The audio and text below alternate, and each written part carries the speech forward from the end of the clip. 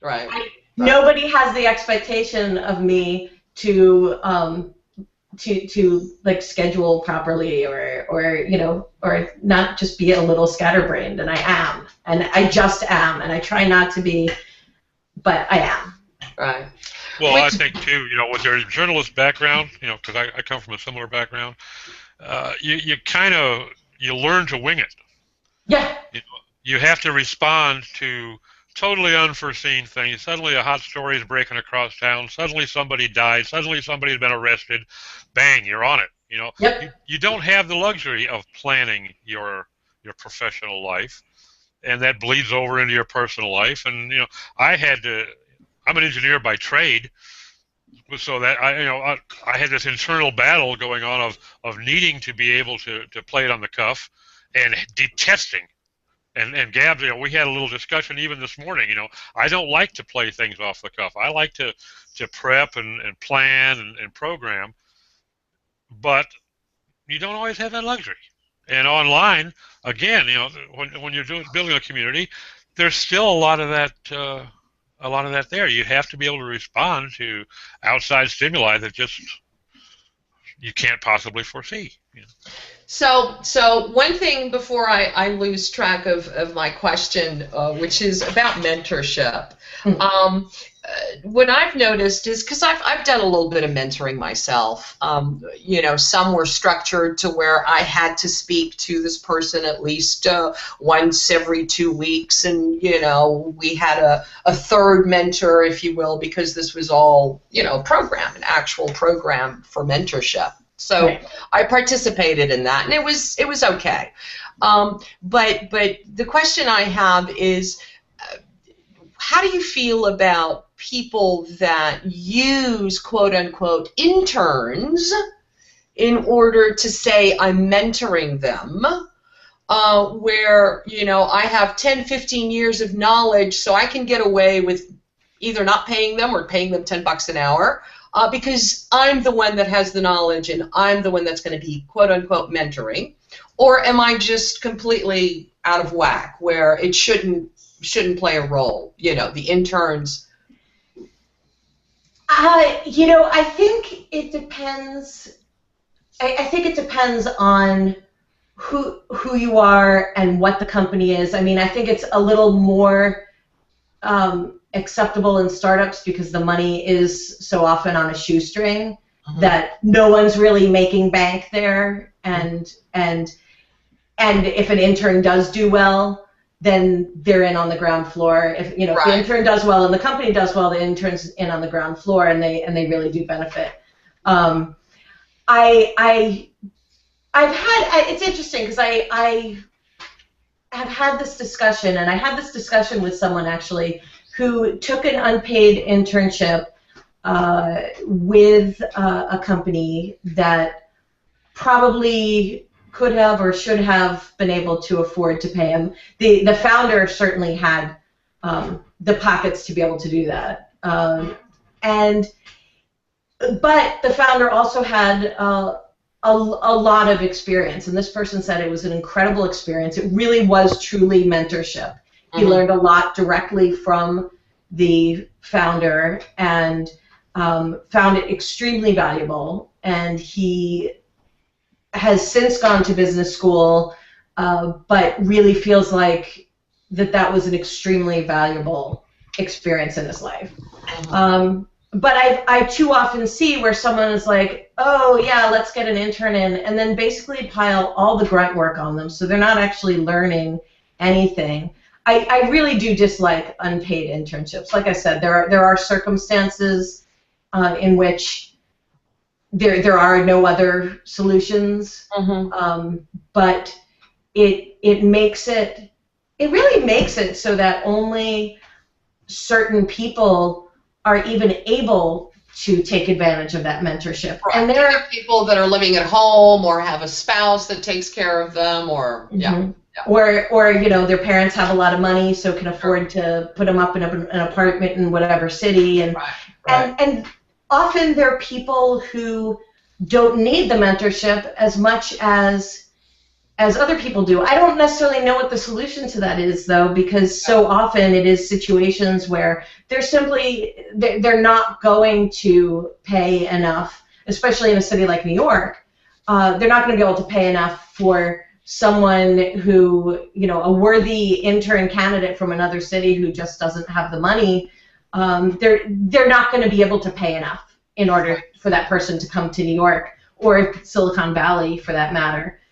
Because they're not going to be able to find anywhere to live at that price. So I'm kind of torn on it. I think that there are cases where it works very well, and I mean, there are people who have done, I've talked to who have done the Jason Calacanis MBA and just raved about the situation, but it was also a very specific time period. It also wasn't an open-ended thing. Right. And he was someone who was a very successful person and did have a lot of knowledge in the area and wasn't just some, schmo off the street. Right. So that's a tough one, and I don't really know what the answer to that is. I think it's very much depends on circumstances. Well, the reason I ask, and the way I wanted to tie it in, is hypothetically, since now you're back to being an entrepreneur and sniffing around. What if somebody wanted to learn or wanted to have you as a mentor? I mean,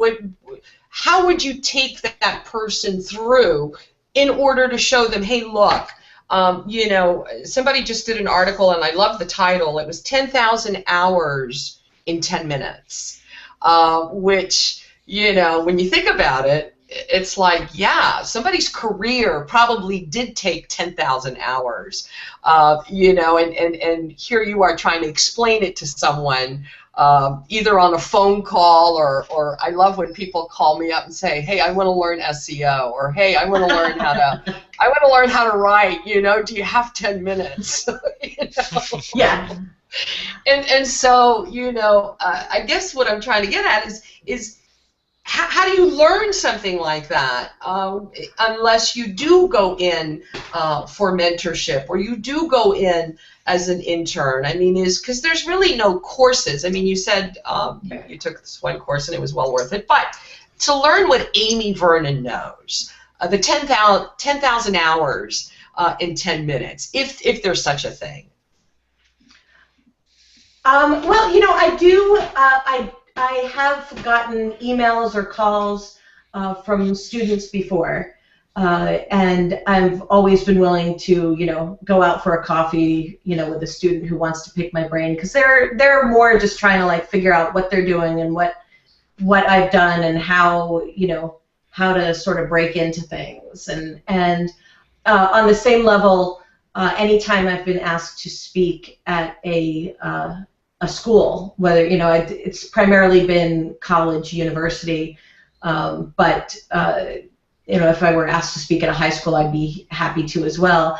I always feel like you need to do that because, like you said, you have to be willing to share that information, somehow. And I mean, if someone came to me and said, I would love to shadow you for a week and how you do your work and whatever. I mean, I kind of feel like it would almost be like going to the sausage factory, like you like the result, but you don't really want to see how it gets done, just because I'm, as I said, a little scatterbrained, and I would not recommend to anybody necessarily doing things the way that I do.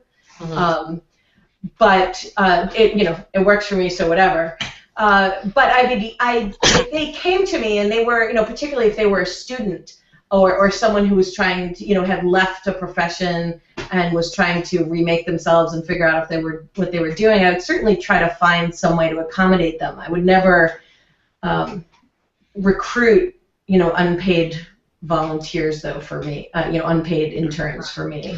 I've had the privilege of having a couple of mentors in my career that really gave me a good footing, and I had a discussion with first one, and then a couple of years later the other, about the fact that I consider them to be mentors. The one guy who had a huge influence on my business philosophy was really taken aback And it was interesting. He never considered himself a mentor. We worked together. He shared a lot with me. He was never hesitant to call me up short if he thought I was going off half-cocked or I wasn't thinking things through enough. And I certainly considered him a mentor, but he had never considered me as a protege, which I thought was kind of interesting. And then a couple of years later, I talked to the other fellow who was also a major influence on me, and his reaction was pretty much the same. No, no, no, no, no. I don't like that. I don't want that label. Thank you. It was kind of enlightening to me and I found that a lot of people that are very effective mentors don't really realize it's just because it's their nature. They want to share, they want to nurture, they want to help, and it's just come so natural to them. It never even crosses their mind that they're doing something altruistic. It's just the way they are. Right. Right. Actually, my old newspaper boss was a great mentor in that way, because there would be times where this was when I was Metro editor and he was my managing editor, and he'd be like, Amy, come in here. I'd go in there and be like, what did I do now? And he would tell me, but he'd be like, this is how you might want to handle it. And he's like, look, look, he was from Brooklyn, actually the same neighborhood as my mom, which is like a hardcore neighborhood in Brooklyn that has not yet been gentrified, and I don't think is ever going to be gentrified, and is just, like old school Brooklyn. And he was what he was, and if he thought you screwed up or did something wrong, he told you, but he didn't hold it over you, for the rest of your life. It's like once he told you, it was over. But, he said to me one day, he's like, I can say stuff like that because I'm me. Is it fair that I can get away with acting that way and you can't? No, but it is. So you just have to figure out the way that you can act that works for you. And just like stuff like that he said, that was just really, I learned more about management and interpersonal relations from him than I had in the previous 11 years I've been in newspapers. Speaking of, I know you've worked in newspapers. How long? 10 years? You said 11 years? No, I was in 20 years. 20 years. 20 years in paper. He was my boss for like 8 or 9 years. Is there anything that you've taken from the print world that was able to transition into the digital? Because I run into that a lot. I work as a consultant with agencies that are trying to cross over to the digital. These are huge agencies that have, the PR department, the print department, the layout department, the department that takes care of the department. And they have no clue how to get digital. And do we have interns tweet, and what do they tweet about, and okay, crazy shit. I'll have to bleep that little out, but good thing I can edit. Hopefully I will be able to. But so have you been able to take anything from the traditional, if you will, of print that has just transitioned real easily into digital as far as part of the community or building? Because I know your Facebook is huge.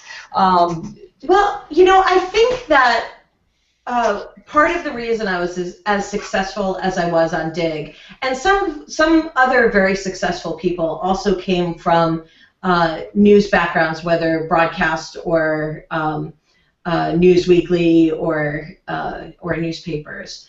Right, yeah. And it's that we knew the kinds of stories that people actually read, because we knew, like, we would have focus groups in, and they'd say, oh, we want more stories about waste in government and what our government is doing. And we have those stories in the paper all the time. And we don't want as much of this bad news and all this crime. Don't put it on the front page. You put two newspapers out there, one with a huge front page story about how the senior political executive of the county had embezzled whatever, like billions of dollars, and what he'd done with it. And then the next day you have some like splashy murder on the front page. Tell me which one of those is going to sell out.